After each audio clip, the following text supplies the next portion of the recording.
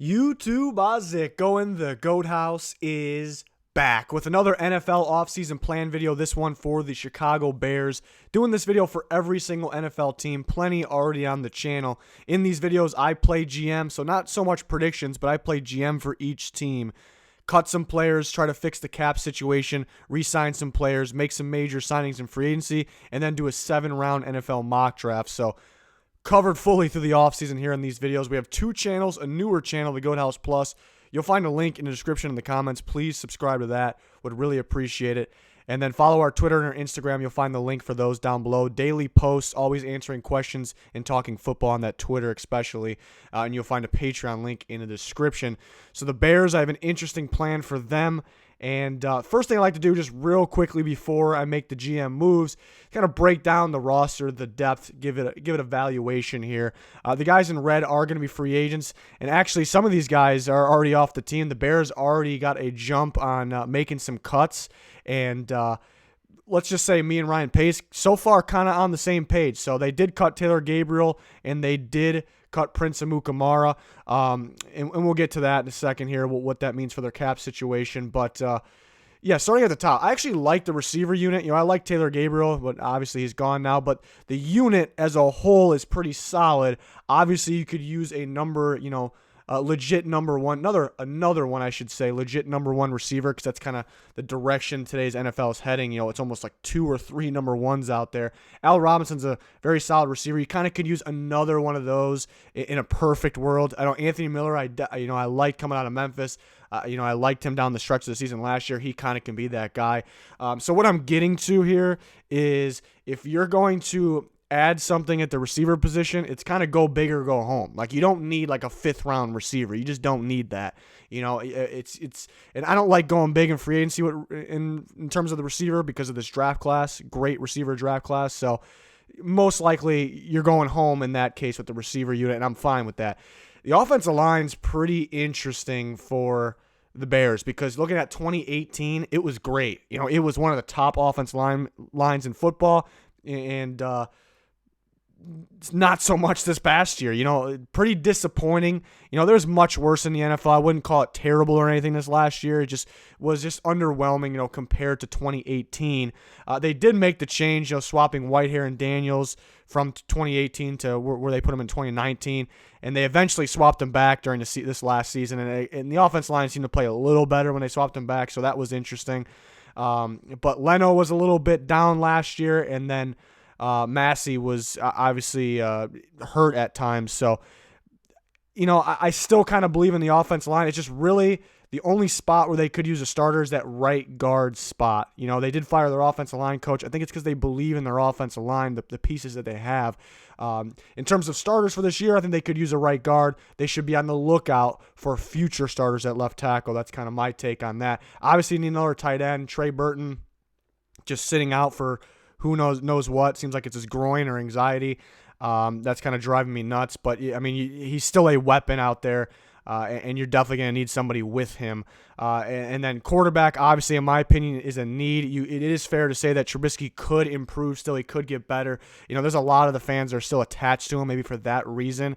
But I think there's a very limited amount of quarterbacks that can actually win a Super Bowl, and Trubisky most definitely is not one of them. So you should be on the lookout for your next QB if you have the chance to get one. Don't just go get one because you need one, but kind of be on the lookout here. I have an interesting plan coming up. Running back, I didn't like how they handled the running back position last year with the whole thing with Jordan Howard, trade him for nothing, and then create a hole and then overdraft a running back that's not really the total package. Montgomery's strong as hell. He's a solid running back. I still feel, and Cohen's a weapon. They kind of decreased, it felt like, the crucial snaps, for him last year, the impact plays, it felt like at times. One thing I didn't really like about Nagy, people get on Nagy about, I guess the play calling, but I think he was limited with his playbook because of the quarterback play. But what I do get on Nagy about is, it just felt like sometimes, Cohen was getting Montgomery's carries or plays, and Montgomery was getting Cohen's plays. Like, it felt like he was backwards in that way. That's the only thing I really get on him about. I don't really blame him for, Nobody wants to run that many screen passes. I felt like he felt like he had to, and I really understand why. Just they were kind of limited in terms of the big play or the downfield play from their quarterback. And then defense, that's where they're going to win games. They have quite a few free agents. Khalil Mack needs some help for sure for him to play better. Some injuries last year as well. And then definitely the safety unit took a step down without Adrian Amos. Eddie Jackson was asked to do a lot more, and he's a great safety. But my opinion, they could use some help, and they did cut Amukamara. We're going to get into that now. All my moves. So part of my plan was, you see there, I was cutting Prince Amukamara and Taylor Gabriel. So me and Ryan Pace kind of on the same page here. Earlier today, they did indeed cut those players. Amukamara, solid corner, played very well in 2018. Step down this year. He's aging, might be declining, but mainly that price right there. $9 million. When you're limited on cap, you see 12.8, and they cut him, $9 million. They cut Taylor Gabriel when they already have a pretty good unit. Maybe a guy like Riley Ridley can step up this year. Decent draft pick. I guess we have to wait and see if it was, but should be. So right there, that's already a lot of money. And then Shaheen, I think Bears fans will agree with this. That's not a lot of money there, $1.2 million, but it might be just time to move on from him. And then the question is, the big question is Leonard Floyd, because still young, I guess still has potential. Maybe there's some attachment there, and I understand the reason why. But at the end of the day, even though decent and stopping the run, just could not get after the quarterback the way he's supposed to be. You got Khalil Mack on the other side taking on double teams, and he really can't get anything going. And with over $13.2 million on the line there, me playing GM, I kind of just had to there. It is tough, though. It's very tough, and I could see them keeping him. But I went the route of cutting him. And look at that, though. Went from 12.8 to 40.8 million in cap space, actually a little more than that. So that's the good news there. We really could bump it up here and then kind of make somewhat of a splash in free agency. And then who am I re-signing? This is kind of good news, too, because you're not going to spend a whole bunch of cap right here. You're not. Nick Kwiatkowski, great year. I think his best year, and he really filled in for Danny Trevathan, who got hurt, and almost outplayed him, in my opinion. Now, I'm not going to argue with you if you still think Trevathan's better. Definitely not going to argue with you at all. I think Kwiatkowski has, he can be better. He's younger, more potential, and he's going to be a lot cheaper. That's kind of the main thing there. So I would choose him over Danny Trevathan. Nick Williams kind of came out of nowhere last year, kind of had to fill in because some injuries, and he was pretty damn productive for them.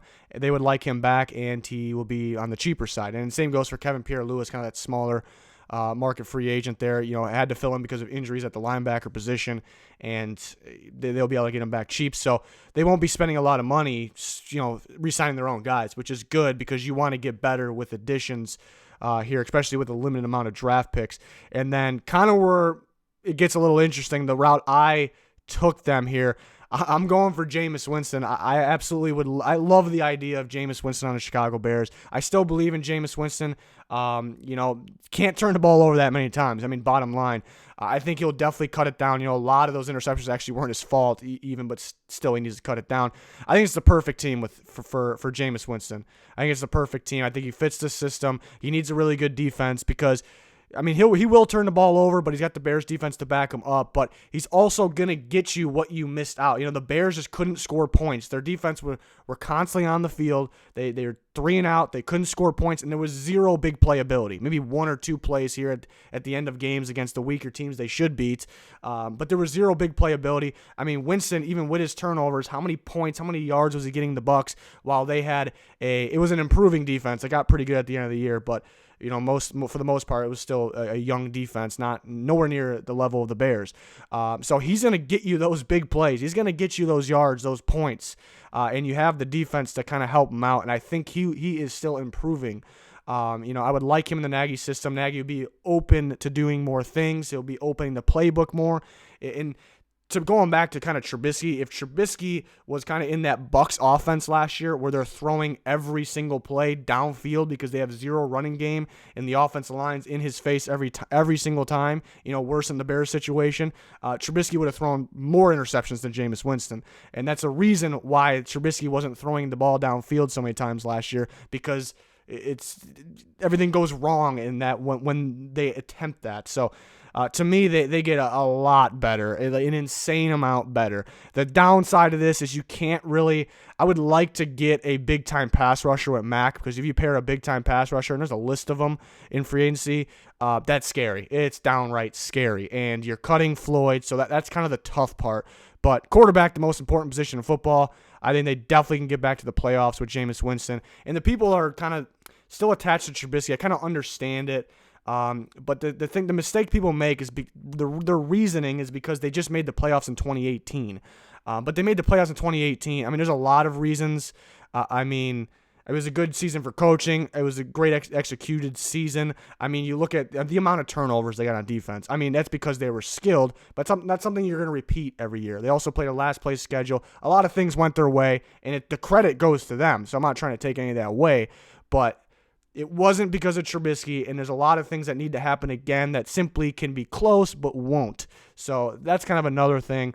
Mike Iupati, veteran guard from the Seahawks, that's that plug-and-play guard, that last piece that you need. You're going to need future tackles, but I don't think they're going to spend big on offensive line. They need to somewhat here with Iupati at guard, because the draft class really isn't that great in terms of guard. I like it for tackle. There's some guards that I like in the draft. Then Brashard Breeland from the Chiefs, who had outstanding playoffs, outstanding Super Bowl. They cut Prince Amukamara, and I do like, well, obviously Kyle Fuller's cornerback one for them. I do like Kevin Tolliver. I actually had an early third-round grade on him coming out of LSU. Only reason he went undrafted is because of an off-the-field issue, and he's pretty good. He's seen glimpses, pretty solid. The Cowboys game in particular last year was lights out. I believe in him. It's just nothing, proven or set, and you definitely need another corner. So I think you kind of work Tolliver in. You rather start a guy like Breeland, who's very physical. I think they would like him in that defense. It won't be super expensive, obviously. So your money goes with that quarterback. An alternative would be the money goes into another big-time pass rusher. They could be interested in the Jason Pierre-Paul. Several guys. I don't think Shaq Barrett's going to be available, but they can be interested in guys like that. Dante Fowler, another one. So that could be another route there that I'm okay with. And then now moving on to the 7-round mock draft. So obviously limited in picks. Odd that maybe that I have 2 Notre Dame guys at the top, but I like this scenario for sure. So we cut Leonard Floyd. We need a pass rusher badly. Would love Julian Okwara in their defense opposite of Khalil Mack. Okwara to me is a late first-round pick. He was still here in the simulation, which is realistic. I think the mistake people make with Okwara is they go run and look at his stats this year. He had 4 sacks. A little underwhelming. Well, what people don't know, one, he didn't play the whole season. And number 2, you look at Notre Dame, who they played, a lot of option teams. And they had Okwara containing the edge, not pass rushing. They had him dropping back in coverage a lot. So he was actually the most successful pass rusher in this draft when rushing the passer. And then you look at 2 years ago when he played the full season, very impressive. He has the traits to be a very good pass rusher. I would love him next to Khalil Mack. And then you get the tight end from Notre Dame, Cole Kmet, who is currently my number 1 tight end in the draft, the total package guy. And him with Burton would be, if Burton can get on the field, would be pretty damn impressive. And that just upgrade. I mean, he's the total package. Can block, very sneaky, really anywhere on the field. And he's a tough one to bring down for sure, too. And just to see who he was when he came in Notre Dame, where he's at now, it's freaky. That's how it's one of those types of pros. Just the improvements he's made. And then I talked about it was pretty important to find maybe a tackle of the future, and you get one here with Jack Driscoll, the tackle from Auburn, who was lights out right tackle for Auburn. If you get an injury again, you can plug him in at right tackle. And then he could be the future. It's possible he can play either one, but I think it's very important. That's kind of where it's tough, though, because you could use a starting safety, so it's kind of tough to take that depth guy, but there's a real big drop-off after that Jack Driscoll at 145 in terms of tackles. But Geno Stone, who I'm starting to have a hard time believing he'll be there at 176, but in this simulation where I only manually drafted for the Bears, everything else was just automatic there. And Geno Stone, I think, would be a great pairing with Eddie Jackson. We've seen him kind of come up in the box a lot, play around there, even play in center field by himself. And it'd be ideal to have Eddie Jackson kind of in the back end more, because my favorite thing about him, he's a playmaker. That's the best way to describe it. Playmaker, always reading the quarterback's eyes. You kind of want him to back end. He kind of had to do a bit of everything, kind of carry that safety unit last year. So I think you can do that, pairing him with Stone. Obviously, you would want maybe a more proven right away, instantly ready safety. And they could look for that in free agency. But Geno Stone would be a good one here.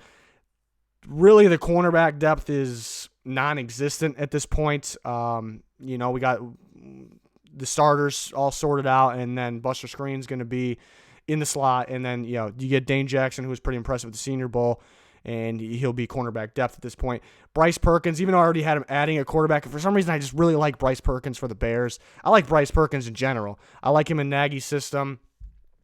Very impressive person, really, and player. Really improved as the season went on, constantly pressure in his face, and he's able to make those big plays, to me, he finds ways to win games. That's Bryce Perkins. I think is a very low risk, very high reward player there, Bryce Perkins. And then J.J. Taylor, pretty interesting one because they don't necessarily need another running back. Could be a go big or go home. I mean, they could use a true number one running back, but that's not obviously the route they're going to go. But I still had him kind of take another guy here because Cohen's going to be a free agent next year. We've seen his role not really decline, but yeah, I felt compared to the year before, compared to 2018, I felt like the role kind of went down a little bit, and they could be looking to replace him, another weapon in there. And to me, J.J. Taylor is a Tariq Cohen clone. He really is, like almost the same player, way stronger than you think. He's a small running back, super quick, real fast. If you go watch him, it's just really, that's his comparison for me, is Tariq Cohen. So I think that could be the future replacement. They always try to get fancy, try to use multiple running backs as well. So that's just pretty interesting because I thought that's who you can compare him to. But yeah, this way, like I said, it's not really predictions. I don't think they're going to end up with Winston, honestly. But this is, I would love for them to do. If they went this route, they can definitely, be winning that NFC North again. But it'd be pretty interesting to see what they prioritize because, it's the reason they got to where they got to in 2018 is because the defense was that good, and it's easier maybe for them to get the defense back there. So they put that at the top of the priority list, and then we can get back there. Or they could look at it like the offense was just downright terrible last year. We have to score more points, so they can put that as their priority. I can see it either way. I think most people are kind of expecting the offensive side, but at the same time, I can see them kind of focusing on the defense because it's like, all right, we just need these few extra pieces to get back to that number one elite defense from 2018 that we didn't have in 2019, but still a very good defense, and then we can kind of work from there. So it's going to be pretty interesting to see what they decide. I've heard rumors on Derek Carr. I'm not really buying that. That wouldn't really make sense to me. Trade picks for a quarterback. He's a solid quarterback. Hasn't really been good in terms of winning. Career record hasn't really been where you want it to be. Doesn't make sense because you're trading more picks that you really don't have, spending a lot of money while you can get a just as good or better free agent quarterback without trading picks. It makes no sense. But Ryan Pace always has to trade. He trades up in the draft. He kind of can't really help himself, which to me you can't trade up that many times. But so that's something I question from the past. But we'll see what they do. It's definitely a very interesting team for this offseason. So let me know your guys' thoughts in the comments. Please subscribe to both of our channels, and check out our Twitter and Instagram. You'll find links in the description, in the comments for all that stuff. Really appreciate you guys for being here. That's going to do it for this one. Goodbye.